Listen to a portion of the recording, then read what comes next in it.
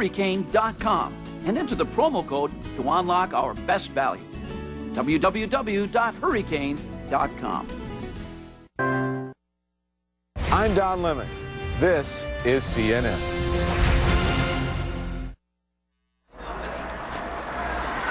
Welcome back to Boston, everyone. I'm Randy Kay. Politics now, and time to talk about guns and gun control. In Washington, the fight has quieted down a little since the Senate stopped a new background check law, but things are heating up in Houston. That's where the NRA is holding their national convention, and their message was pretty clear. I don't care what kind of left-wing judges President Obama appoints, he won't be able to touch our freedom to keep and bear arms in the great state of Louisiana. There are no easy fixes to these problems. Certainly nothing as easy as demonizing gun owners, gun rights supporters, and increasingly manufacturers. We will never back away from our resolve to defend our rights and the rights of all law-abiding American gun owners. Joining me now, CNN contributor Maria Cardona and Crystal Wright, editor and blogger for conservativeblackchick.com. Good morning to both of you. Nice to see you. Good morning, Randy. You too. I want you both to listen to something. Listen to what Sarah Palin said about the president bringing the families of the Newtown victims into the debate. The politics of emotion, it's the opposite of leadership. It's the manipulation of the people by the politicians for their own political ends. And it's not just self-serving, it's destructive, and it must stop. So does she have a point? I mean, is the politics of emotion a losing game? I mean, after all, the bill they came to Washington to lobby for was defeated. Maria, to you first on this. No, absolutely, it's not a losing game because, frankly, the families of Newtown are in this debate. They want to be in this debate. It's not like the president brought them with him or the Democrats kicking and screaming. They want to be front and center on this.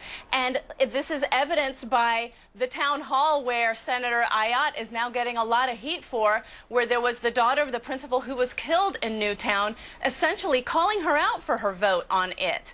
And so I think that the politics of emotion, yes, we need to be careful in not crossing the line, but when it's the families themselves that are speaking out on behalf of their loved ones who were gunned down, they are Americans. They have a right to speak, and I think above everything else, they have the credibility to do so in terms of pushing for a common sense solution that 90% of Americans support. This is not the end, frankly. This is just the beginning of this fight.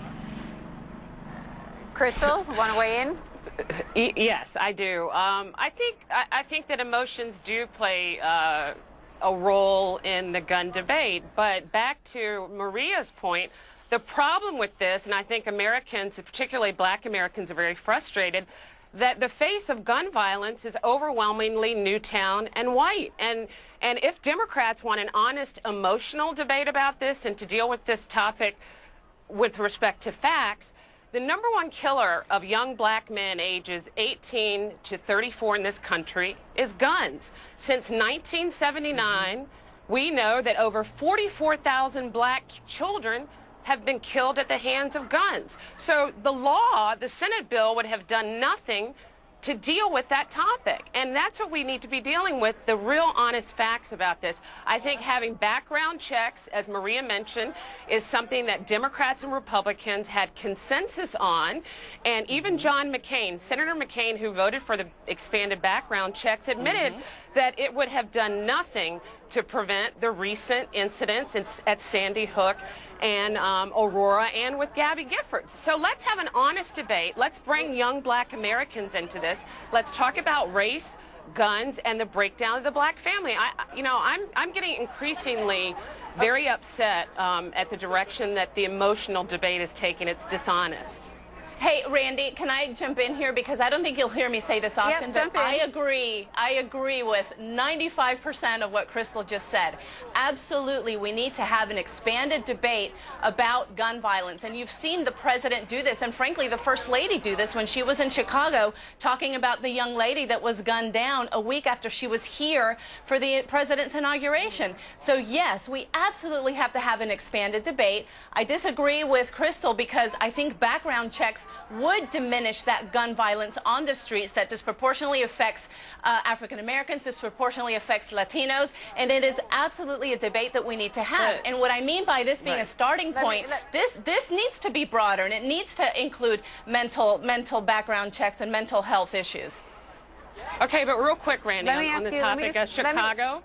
Really let quick. me jump in. We have Crystal, okay. let me move on here. Now I want to ask you about the fallout from the Boston bombing in Washington and the effect that it's going to have possibly on the immigration debate. This Pew Research Center poll shows that more than a third of people say Boston should be an important part of the debate. How big of a part do you think Boston will play in immigration reform? Chris, I'll start with you. Yeah, I think it's going to play a big role because we know that the Tsarnaev brothers were here and they were on watch list. Tamerlan was on a watch list by both the CIA and the FBI. He was a foreign national. He was legally here. His brother was a citizen. But there are breakdowns in our national security checkpoints. We're supposed to have agencies that are talking to each other about terrorists who shouldn't be here legally. And then we have a situation where we know one of the Kazakh boys from Kazakhstan, they were here illegally. They were here, you know, they were here on expired student visas. And so what does the Gang of Eight want to do? They want to lift all the limits on student visas. So I think this is going to really bring it home that we aren't enforcing our immigration laws. So before we take the step of trying to grant amnesty to between 11 and 20 million Americans, we have some serious work to do with respect to these immigrants that are coming here with ulterior motives under student visas, and we also just aren't tracking them at all. I mean, the big question, too, is why was the older brother taken off both the CIA and FBI watch list? So there's huge gapes, you know, and holes, and I think that we're trying to accomplish too much with the Senate bill that we see that's coming to fruition, or, you know, it's about to be voted on, and I think it's going to find the same slow death as we saw with the gun bill. And I just want to add one final thing about Chicago. You know, you have 500 kids that mostly blacks who were killed in Chicago last year. So the president isn't talking at all about black Americans being slaughtered at the hands of guns in our cities. Not happening. All right. He is actually. Crystal, right? Okay. Maria Cardona, thank you both very much. You didn't let me talk about the immigration bill, but okay, next time. No. We'll get you next time. You guys ate up too much time going at each other. All right. Have a great Saturday. Thank you. You too. Thanks, Randy. In the wake of the Boston Marathon bombing, security is extra tight at today's Kentucky Derby. So tight, in fact, that some people are surprised by what they're not allowed to bring in. That is next.